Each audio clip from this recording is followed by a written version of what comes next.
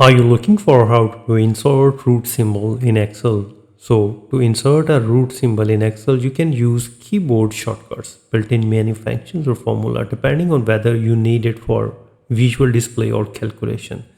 So in the first method, you need to use the keyboard shortcuts. For Windows user, you can press the Alt code and you need to press the Alt key and type 251 on the numeric side keypad and release the Alt key.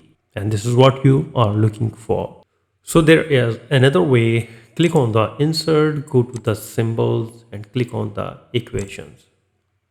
Equation editor will be open up, and now head to the symbols and click on this drop down menu and find the root symbol, and here you can find different root symbols. So which one you like, you can drag it and place it in the cells. So moreover, if you don't have a numeric keypad, use the Microsoft Sports symbol library. For this, you need to go to the insert tab on the ribbon and then click symbol on the right side and click on the symbols.